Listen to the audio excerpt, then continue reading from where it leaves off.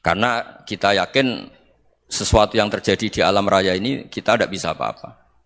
Makanya saya sering ngaji, sering bilang saya, ketika Anda mensifati Allah, Dia yang menghidupkan. Sudah itu tanamkan, sehingga ketika kita mati, santai saja. Kenapa santai? Allah punya cara menghidupkan kita. Zaman kita hidup juga gak tahu caranya ngelola jantung, ngelola paru-paru. Kamu juga gak tahu ngelola oksigen yang tidak beracun, tidak ngandung polusi. Tahu-tahu hidup. Gak ingin tua ya tahu-tahu tua, gak ingin mati tahu-tahu mati. Selama ini kita hidup juga gak tahu apa sebetulnya. Hanya gaya tok, punya jadwal, punya planning. Kalau kamu bisa menentukan pilihan Anda, pasti Anda istrinya cantik, 4 neriman semua, kona'ah semua. Nyatanya enggak kan? Ada 1 jelek, cerewet.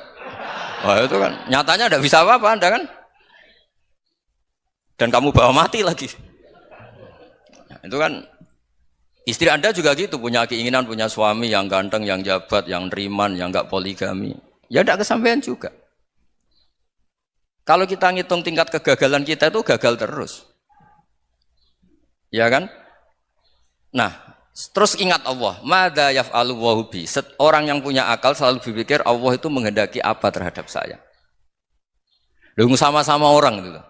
Ngelihat orang yang serius, itu kata Anda itu pemikir berat, serius. Senang punya tokoh yang merengut karena kamu anggap serius. Tapi sebagian orang anggap orang yang serius itu wong merengut, wong masam, wong muka kok ditekuk. Jadi sama itu hati ya muqallibal qulub tsabbit qalbi ala dini, karena kita enggak tahu cara berpikir kita tentang orang lain, tentang sekeliling kita. Misalnya kita orang baik yang jenis ngrumat fakir miskin. Ada orang bangun masjid mewah itu janggal. Apa artinya masjid mewah kalau banyak orang kelaparan? Tapi kalau yang jenis pendidikan apa artinya masjid mewah kalau tidak bisa ngaji? Nanti yang jenis infrastruktur apa artinya ini kalau semuanya punya sudut pandang yang berbeda-beda.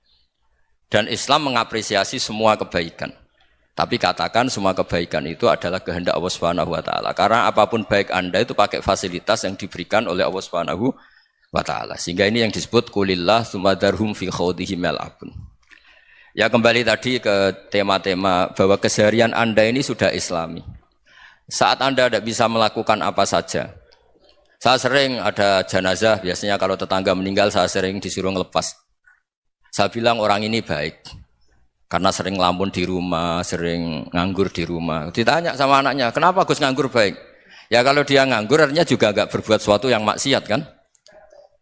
Ya kan? Orang nganggur di rumahnya ya enggak bunuh orang, enggak maling, enggak korupsi, ya namanya nganggur di rumah. Lah cuma istri cara pandang nganggur enggak menghasilkan uang gitu. Tapi juga enggak menghasilkan kriminal kan? Jadi sebenarnya Islam itu makanya kalau sampean ngaji usul fikih itu ada kitab usul fikih namanya Lubul Usul, itu terkenal sekali di pesantren itu. Itu kalau ngapresiasi keseharian itu luar biasa. Izma min mubahin illa wa yatahaqqaqu bihi tarku haramimma. Karena keseharian yang mubah saat Anda lakukan itu ada kehebatan yang luar biasa, yaitu meninggalkan haram. Makanya dulu banyak orang-orang alim ketemu temannya itu guyon sampai semalaman. Itu biasanya yang semangat Islam itu kiai kok ndak tahajud, kiai kok ndak witir. Orang yang sedang mapan uangnya banyak, malam itu udah kelayaban itu sudah luar biasa.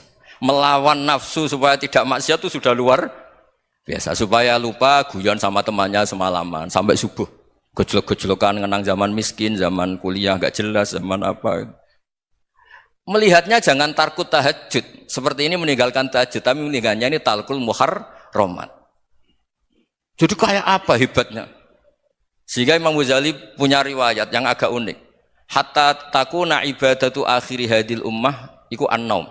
Sehingga suatu saat ibadah terbaik umat ini itu tidur. Itu kan riwayat kontroversi. Ketika Imam Ghazali ditanya, kenapa iya? Kenapa kamu mulai keluar dari rumah itu sudah banyak maksiat? Melihat perempuan yang enggak mahram, melihat fenomena. Tapi kalau kamu tidur itu enggak melihat apa-apa.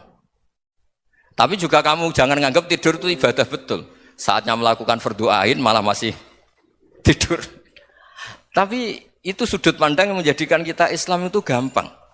Jadi saat Anda tidak bisa aktivitas apa-apa, misalnya ada beberapa orang yang lumpuh.